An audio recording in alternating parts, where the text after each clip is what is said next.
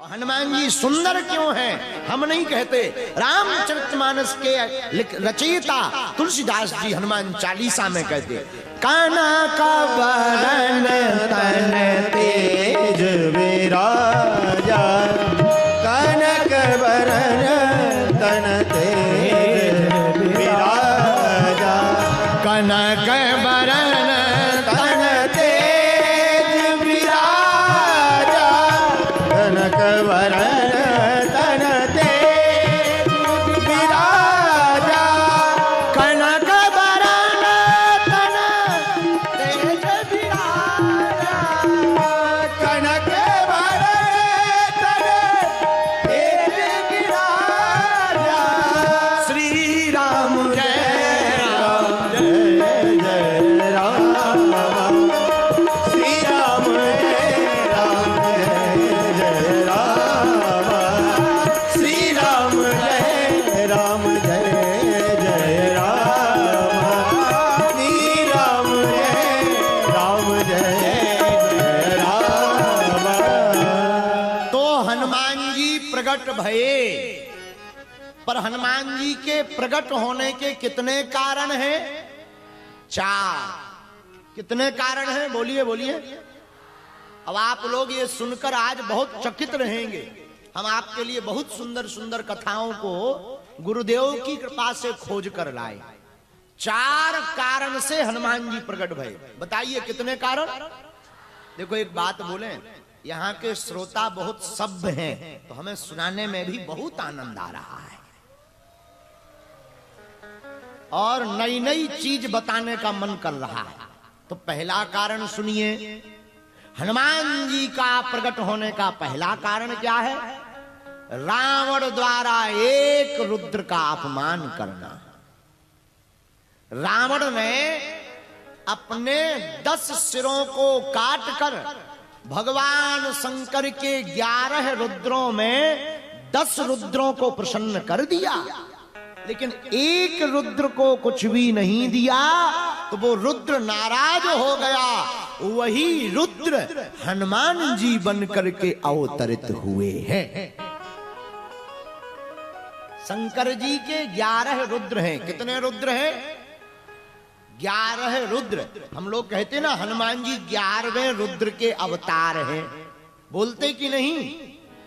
तो इस प्रकार की कथा है कि रावण ने 10 सिर काट करके 10 बार 10 रुद्रों को प्रसन्न कर लिया, लेकिन 11वें रुद्र को प्रसन्न नहीं किया।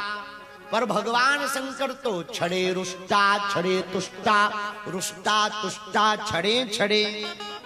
वो तो थोड़े में प्रसन्न हो जाते हैं, थोड़े में नाराज हो जाते हैं। भगवान शंकर तो छड़े रुष्टा है, छड़े तुष्टा है, लेकिन भगवान शंकर के 11वें रुद्र ने हनुमान जी का रूप धारण किया। क्यों? क्योंकि रावण ने सबका सम्मान किया, 11वें का छोड़ दिया। ऐसे समझो जैसे मंच पर इतने महात्मा बैठे, हम सबका नाम लें, बस लंदन वाले महाराज जी का छोड़ दें, तो क्या होगा? ये दूसरे दिन से एकांत में खूब गाली बकेंगे। और क्या बकेंगे पता है? अमीर हो गए, घमंड बढ़ गया, ये उन्हें ज्ञान ही नहीं है, सम्मान करके नहीं जानते। आजकल अभिमान ऊंचे हैं, ज्यादा पॉपुलर हो गए, इसीलिए अब दिखाई ही नहीं देता। बताइए हो जाएंगे नाराज कि नहीं हो जाएंगे? बोलिए बोलिए। हंस वो जरूर रहे हैं क्योंकि मजबूरी है, कैमरा लगा है, तो नाराज हो जाएंगे, अप्रसन्न हो जाएंगे। नाराज हो जाएंगे तो बदला लेने की तैयारी करेंगे। यही हुआ कि 10 रुद्रों को रावण ने प्रसन्न कर दिया, पर 11वें रुद्र को प्रसन्न नहीं किया। तो उसने बदला लेने का विचार किया। और जब राम जी का अवतार हुआ तो शंकर जी को जाना था, तो 11वें रुद्र के तेज से वही 11वां रुद्र अंजनी नंदन हनुमान बन करके प्रकट भये हैं। तो एक पहला कारण ये है हनुमान जी के जन्म का। अब दूसरा कारण सुनिए। दूसरा कारण है भगवान विष्णु को नारद जी का श्राप। किसका श्राप? बोलो बोलो।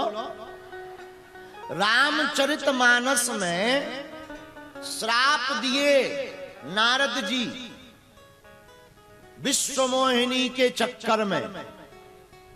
अच्छा, स्त्री के चक्कर में ही श्राप दिए नारद जी। काम को जीत लिया, भगवान शंकर को बताया नारद जी ने, हमने काम को जीत लिया। शंकर जी बोले हमें बताया सो बताया, दूसरे को नहीं बताना। नारद जी को लगा ये हमसे जलते हैं। कई बार किसी को बढ़िया शिक्षा दो तो उसे यही लगता है कि हमसे जल रहे, इसीलिए ऐसा बोल रहे। तो जो मूर्ख होते हैं उनको सही शिक्षा भी गलत नजर लगती है, गलत बात समझ आती है, और गलत बात सही समझ आती है। प्रायः लीडरों को एक ही दिक्कत है, चाहे वो पार्टी का लीडर हो या आश्रम का लीडर हो या किसी समाज का लीडर हो, उसके साथ एक ही कमी है, वो कान भरने वालों की सुनता है। वही नारद जी के साथ हुआ। काम को जीत लिया, भगवान शंकर ने रोका, नहीं माने। विष्णु जी को बताया तुम्हें पता है हमने काम को जीत लिया। तो भगवान विष्णु तो राम कथा सुनने बैठे थे, नारद जी ने काम कथा सुना दी। भगवान विष्णु ने कहा जय हो, पर भगवान अभिमान किसी का भी नहीं रखते। कोई कितना भी बड़ा सिद्धि वाला हो, प्रसिद्धि वाला हो, भगवान अभिमान ठिकाने लगाते रहते हैं। प्रायः घमंडी आदमी की पत्ते कटते हैं। पतंग कितनी भी ऊंची चली जाए, लौटकर तो जमीन में ही आएगी। हाँ जी अनाजी।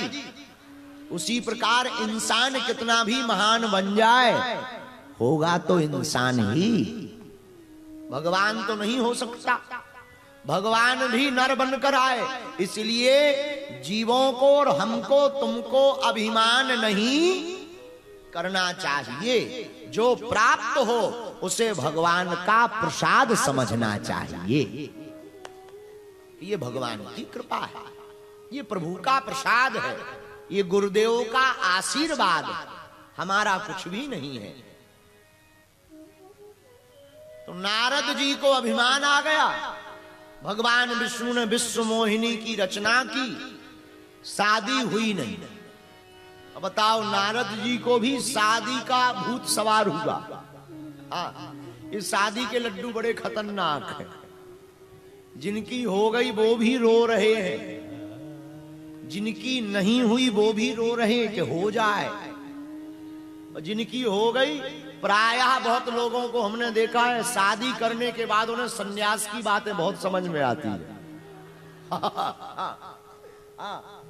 वो समझते इससे बढ़िया तो सन्यास ठीक था। और शादी के ठीक 4-5 महीने बाद उसे एकदम महात्मा याद आता। और जितना जल्दी शादी होने के बाद सन्यास सिर पर चढ़ता है, उतना शादी के पहले नहीं चढ़ता। इसीलिए लोग हमसे पूछ रहे थे कि आप शादी क्यों कर रहे हैं। हमने कहा हमें जल्दी सन्यासी बनना है। अच्छा, शादी बड़ी खतरनाक चीज है। गधे मना कर देते हैं पर इंसान नहीं करता। एक बार हमारे पास एक गधा था, गधा। हमारे पास नहीं, एक व्यक्ति के पास, क्योंकि हम गधों के सरताज नहीं हैं। एक व्यक्ति के पास में गधा था, गधा। उसने अपने गधे को सिखा दिया, जो भी पूछो वो हाँ बोलता। उससे कुछ भी पूछो, क्यों भगवान मिलेंगे, वो कहता था हाँ। गधा तो जानते हो, जानते हो, बोलो। अब बताओ, कोई गधा हाँ बोले, ऐसा हो सकता? पर काठमांडू के चंगीलाल के पास था। काठमांडू के चंगीलाल के पास ऐसा गधा था जो हाँ बोलता था।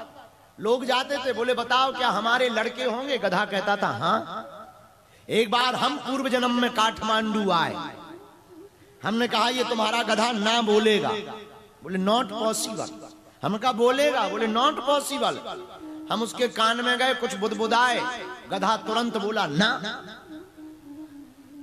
तो हमारी लगी थी शर्त, जिसका गधा था जो गधे का मालिक था उसे पक्का भरोसा था कि गधा नाम बोल ही नहीं सकता, क्योंकि हमने सिखाया ही नहीं।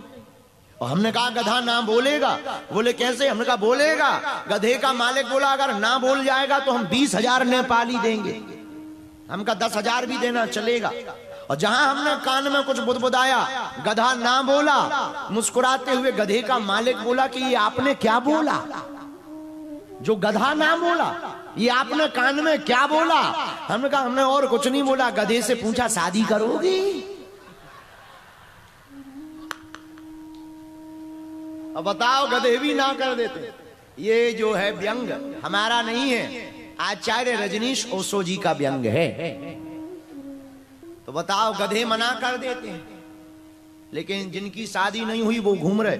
एक हमको यहां मिला सुनसरी जिला का मंगूलाल, उम्र 77 साल, 77 पार 78 में चल रहे हैं। हमने कहा और बताओ अर्जी क्या है? हम पर्चा बना रहे थे। बोले घर बस जाए। हमको हार्ट अटैक आ गया। हम का इस समय में, जिस उम्र में तुम हमारे पास अर्जी लेके आए, इस समय में तो तुम्हें शमशान घाट बुक करना चाहिए। तो तुम मैरिज हाउस बुक करवाने आ गए। तुम्हें शर्म नहीं आई अपने मन से? तो उसने उत्तर भी इतना खतरनाक दिया कि हम चुप हो गए। बोले विदेशों में तो 95 साल में भी कर लेते हैं। हम कहा कर लेते हैं, पर ये विदेश थोड़ी है, नेपाल देश है, विदेश थोड़ी है। ऐसे ऐसे भी पृथ्वी पर लोग हैं। खैर शादी करना बुरा नहीं है, करना चाहिए। जिनकी नहीं हुई वो हमें बताना, हम अर्जी लगाएंगे। लेकिन हम फिर वही कहेंगे, शादी बड़ी खतरनाक है। शादी के बाद आती है श्रीमती। जिनकी श्रीमती आ जाती है उनकी अपनी मति खराब हो जाती है। हाँ। तो नारद जी को शादी का भूत सवार हुआ। शादी करना है। भगवान विश्वमोहिनी ने, भगवान विष्णु भगवान ने विश्वमोहिनी की लीला की और सुंदर राजकुमार के साथ, भगवान श्री हरि के साथ ही विश्वमोहिनी रूपी जो माया रूपी बनी थी, शादी हो गई। नारद जी को बड़ा दुख हुआ। हमको बानराकृति दे दी, बंदर मुख दे दिया। तो नारद जी ने भगवान विष्णु को श्राप दिया कि जैसे आपने हमारी हंसी करवाई, बानराकृति देकर बानर का मुख देकर, जाओ हम तुम्हें श्राप देते हैं। रामचरितमानस की कथा है। जाओ हम तुम्हें श्राप देते हैं, तुम्हारी मदद भी तुम्हारी पत्नी के हरण के बाद बानर ही करेंगे। रामायण में वर्णन आया, करी है की से सहाय तुम्हारी, करी है की सहाय तुम्हारी, करी है की सहाय तुम्हारी, करी है की सहाय तुम्हारी। श्री राम जय राम, जय जय राम, जय राम, गाइए जय जय राम। श्री राम जय राम, जय जय राम, श्री राम जय राम, जय जय राम, श्री राम जय राम, जय जय राम, श्री राम जय राम, जय जय राम, श्री राम जय राम, जय जय राम, श्री राम जय राम, जय राम। तो दूसरा कारण है, करी है किस सहाय तुम्हारी। भगवान शंकर ने विचार किया कि नारद जी का श्राप है तो सब लोग कुछ ना कुछ बनेंगे, पर सहायता तो बानर ही करेंगे। और राम जी, रघुनाथ जी जब नर बनकर के नारायण भगवान राम बनकर के जाएंगे, तब भगवान शंकर ने विचार किया हम भी बानर बनकर के जाएंगे। तो दूसरा कारण बंदर बानर बनने का ये भी है, बोलो सीताराम। तीसरा कारण सुनो, आहा, तीसरा कारण है बानर राज केसरी को ऋषियों का आशीर्वाद। हाँ, बानर राज केसरी जी महात्माओं के पास गए, महाराज हमारे कोई संतान नहीं हो रही है, उपाय बतलाओ। संतों ने भगवान शंकर का मंत्र दे दिया, इस भगवान शंकर के पंचाक्षरी मंत्र का जाप करो, इससे तुमको पुत्र की प्राप्ति होगी। और जैसे ही शिव आराधना केसरी बानर राज श्री केसरी जी ने की, तो भगवान शंकर प्रकट भये और वरदान देते हुए कहा, जाओ तुम्हारे घर पर हमारा अंश ही प्रकट होगा।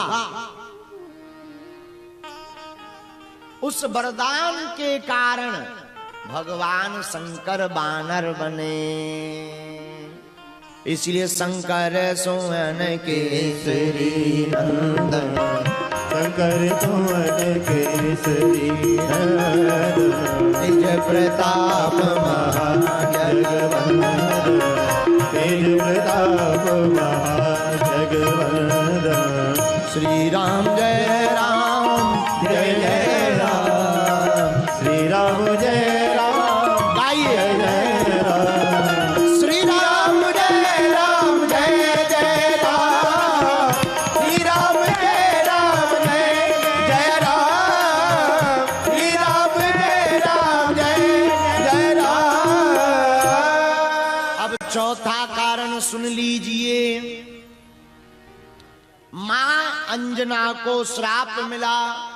पूर्व में यह पूर्व जन्म काल में माता अंजनी एक अप्सरा थी,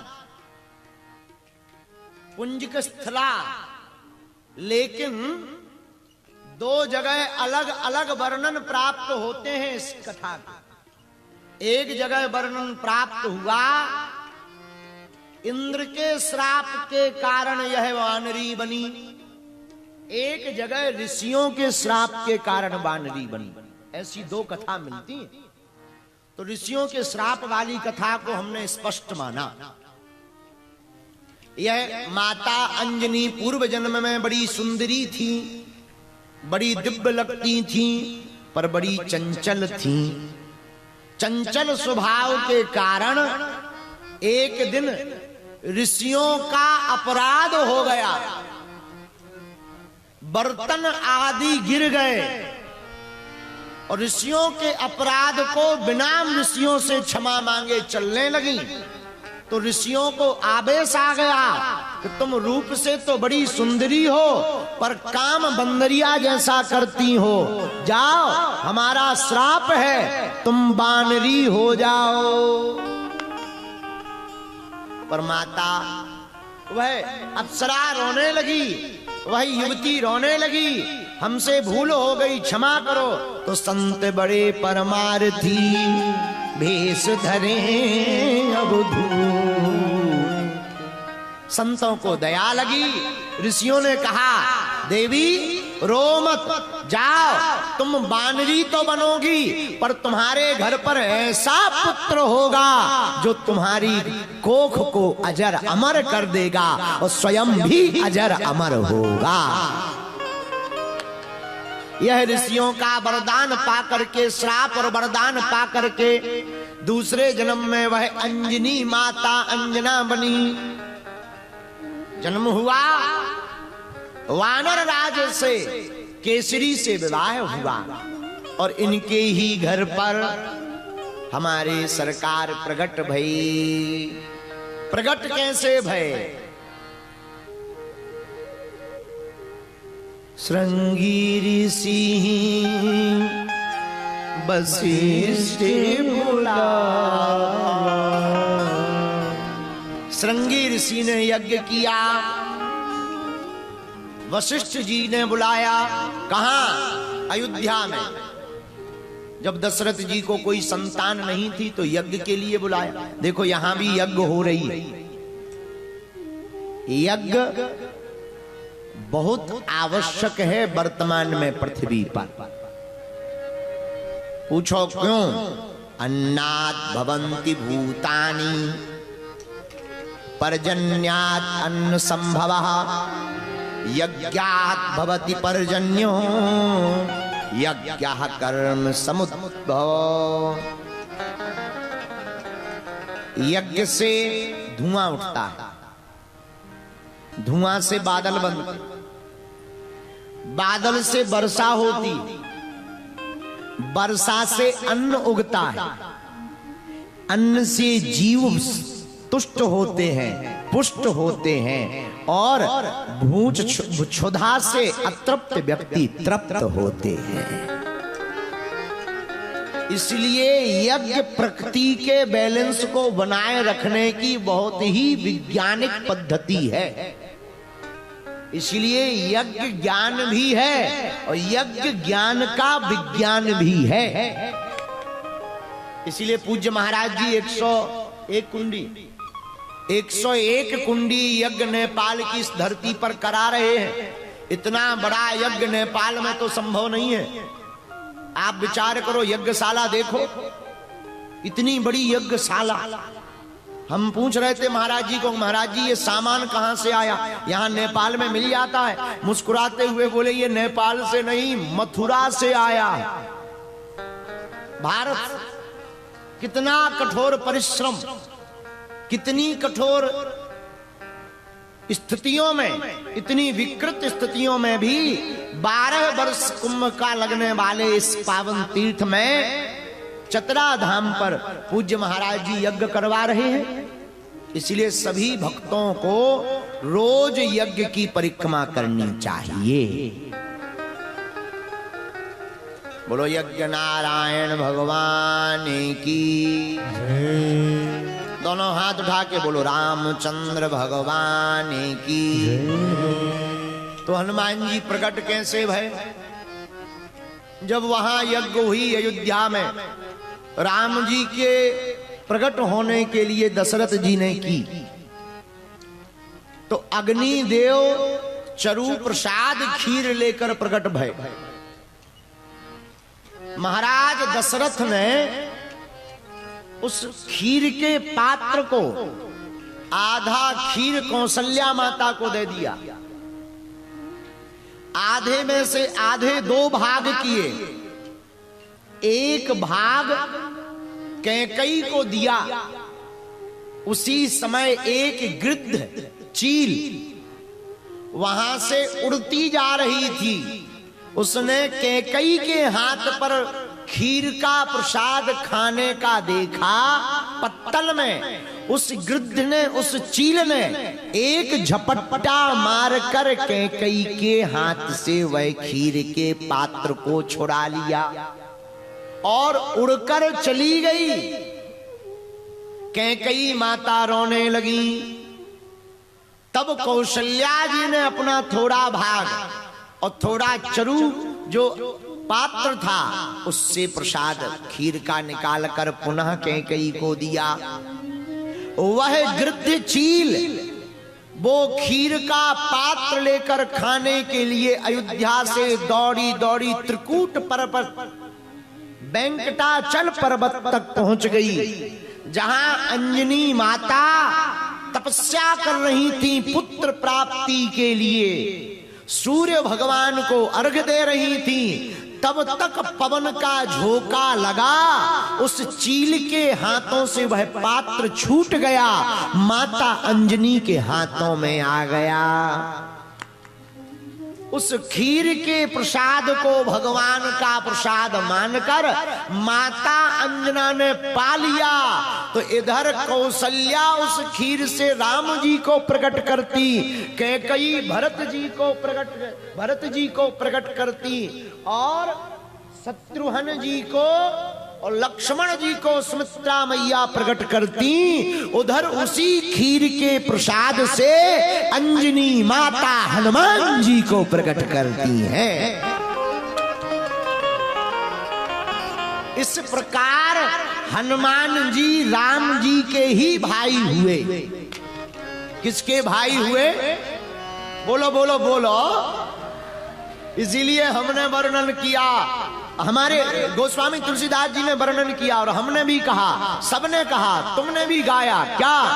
राम जी अपने मुख से कहते हनुमान जी के लिए, तुम मम प्रिय भरत ही सम भाई, तुम मम प्रिय भरत ही सम भाई। हनुमान चालीसा में चौपाई आई, भाई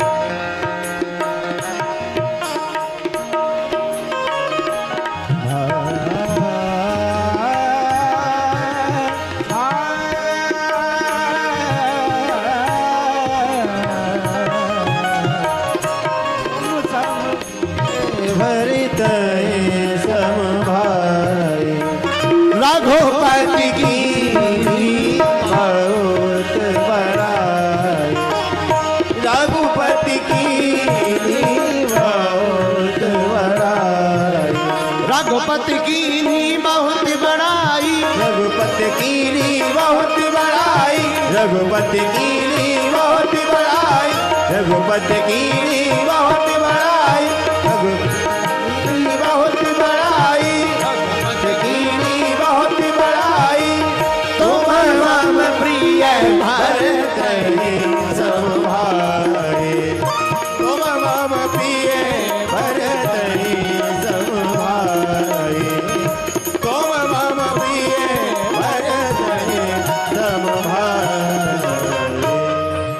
इस प्रकार हनुमान जी प्रकट भये। बोलो हनुमान जी महाराज की जय हो। अब हनुमान जी तो प्रकट हो ही गए, आओ एक बधाई गा लेते हैं। सब लोग बड़े भाव के साथ झूमते हुए गाएंगे। जन्मे हैं हनुमत प्यारे, बाजे बाजे बधैया,